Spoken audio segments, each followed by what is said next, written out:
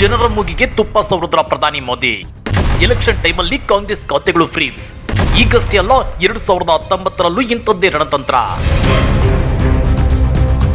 ಬಿಕ್ಕು ಕಣ್ಮುಚ್ಕೊಂಡು ಹಾಲು ಕುಡಿದ್ರೆ ಯಾರಿಗೂ ಗೊತ್ತಾಗಲ್ಲ ಅಂತ ಅಂದ್ಕೊಳ್ಳುತ್ತಂತೆ. ಅದೇ ರೀತಿ ಇದೆ ಸದ್ಯ ಕೇಂದ್ರ ಬಿಜೆಪಿ ಸರ್ಕಾರದ ನಡೆ. ಯಾಕಂದ್ರೆ ಎಲೆಕ್ಷನ್ ಟೈಮ್ ಬಂದ್ರೆ ಸಾಕು, ಹಿಂದೂ ಮುಸ್ಲಿಂ ಗದ್ದಲ ಗಲಾಟೆಗಳು ಹೆಚ್ಚಾಗ್ತವೆ, ಇಂಡಿಯಾ ಪಾಕಿಸ್ತಾನ ಅನ್ನೋ ಚರ್ಚೆಗಳು ಹೆಚ್ಚಾಗ್ತವೆ. ಅದೇ ರೀತಿ ವಿರೋಧ ಪಕ್ಷಗಳ ನಾಯಕರ ಮೇಲೂ ಐಟಿ, ಇಡಿ ಮತ್ತು ಸಿಬಿಐ ದಾಳಿಗಳು ನಡೆದು ಹೋಗ್ತಿವೆ. ಇಷ್ಟೇ ಆಗಿದ್ರೆ ಪರವಾಗಿರ್ಲಿಲ್ಲ. ಆದ್ರೆ 2019ರ ಚುನಾವಣೆಯಿಂದ ಹೊಸ ಪದ್ಧತಿ ಒಂದು ಜಾರಿಗೆ ಬಂದಿದೆ. ಅದೇನು ಅಂದ್ರೆ ವಿರೋಧ ಪಕ್ಷಗಳ ಕೈಗೆ ಹಣನೇ ಸಿಗದಂತೆ ಮಾಡೋದು ಕೇಂದ್ರ ಬಿಜೆಪಿ ನಾಯಕರ ಹೊಸ ವರಸೆ ಅನ್ನೋ ಆರೋಪಗಳು ಕೇಳಿ ಬರ್ತಿವೆ. ಹಾಗಾದ್ರೆ ರೈತರ ಆದಾಯ ಡಬಲ್ ಮಾಡ್ತೀವಿ, ಪ್ರತಿ ವರ್ಷ 2 ಕೋಟಿ ಉದ್ಯೋಗಗಳನ್ನ ಸೃಷ್ಟಿ ಮಾಡ್ತೀವಿ ಅನ್ನೋ ಬಣ್ಣದ ಮಾತುಗಳನ್ನ ಹೇಳಿದ್ದ ಪ್ರಧಾನಿ ಮೋದಿ ಆ ಮೂಲಕ ಜನರ ಮೂಗಿಗೆ ತುಪ್ಪ ಸವರುತ್ತಿದ್ದಾರೆ. ಎಲೆಕ್ಷನ್ ಟೈಮ್ ಅಲ್ಲಿ ಕಾಂಗ್ರೆಸ್ ಖಾತೆಗಳು ಫ್ರೀಸ್ ಆಗ್ತಿರೋದೇಕೆ? 2019ರ ಹಳಿ ರಣತಂತ್ರದ ಮೊರೆ ಹೋಗಿದ್ದೇಕೆ ಕೇಂದ್ರ ಬಿಜೆಪಿ ಸರ್ಕಾರ?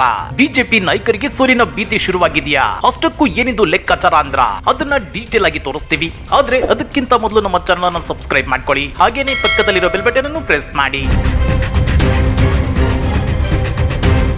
ಕಾಂಗ್ರೆಸ್ಗೆ ಶಾಕ್ ನೀಡಿದ ಐಟಿ ಇಲಾಖೆ.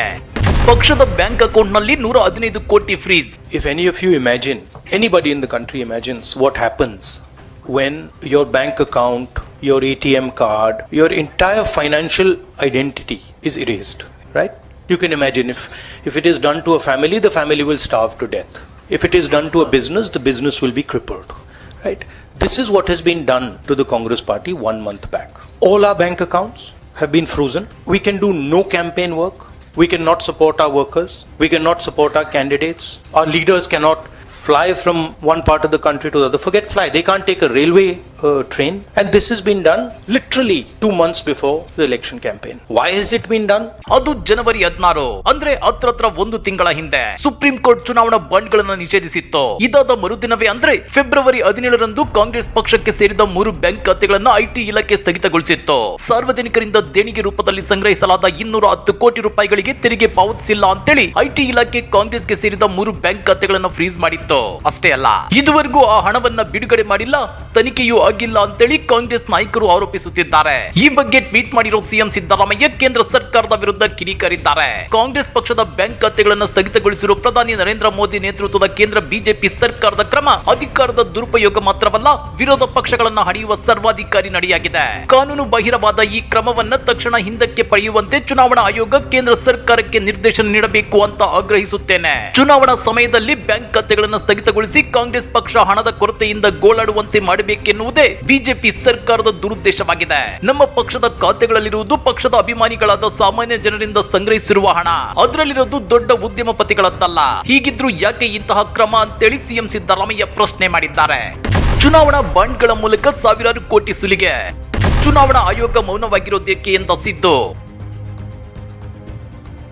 ಚುನಾವಣಾ ಬಾಂಡ್ಗಳ ಮೂಲಕ ಉದ್ಯಮಿಗಳಿಂದ ಸಾವಿರಾರು ಕೋಟಿ ರೂಪಾಯಿಗಳನ್ನ ಸುಲಿಗೆ ಮಾಡಿ ತಮ್ಮ ಖಾತೆಗೆ ತುಂಬಿಸಿಕೊಂಡಿರೋ ಬಿಜೆಪಿ ಬಗ್ಗೆ ಚುನಾವಣಾ ಆಯೋಗ ಮೌನವಾಗಿರುವುದು ಪ್ರಜಾಪ್ರಭುತ್ವಕ್ಕೆ ಮಾರಕ.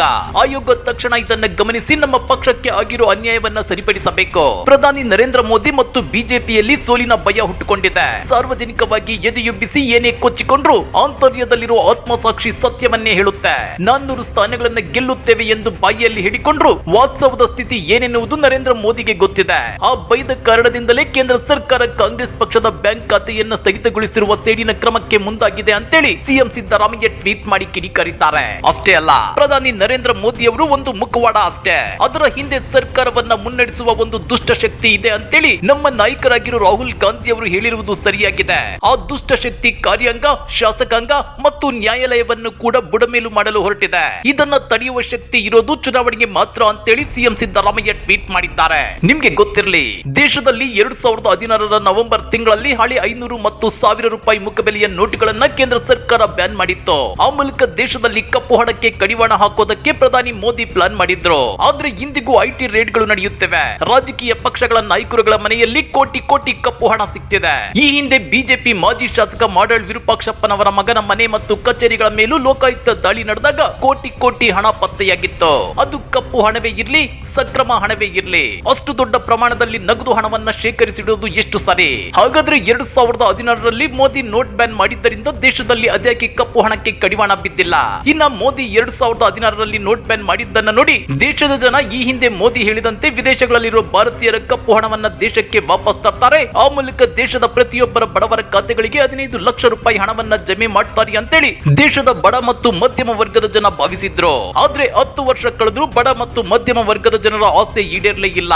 ಮೋದಿ ತಮ್ಮ ಮೂಗಿಗೆ ತುಪ್ಪ ಸವರಿದ್ರು ಅಂತ ಅರ್ಥ ಮಾಡಿಕೊಳ್ಳುವಷ್ಟರೊಳಗೆ ಮೋದಿ 2 ಸಲ ಗೆದ್ದು 10 ವರ್ಷ ಈ ದೇಶದ ಪ್ರಧಾನಿಯಾಗಿ ಅಧಿಕಾರವನ್ನ ಅನುಭವಿಸಿದ್ರು.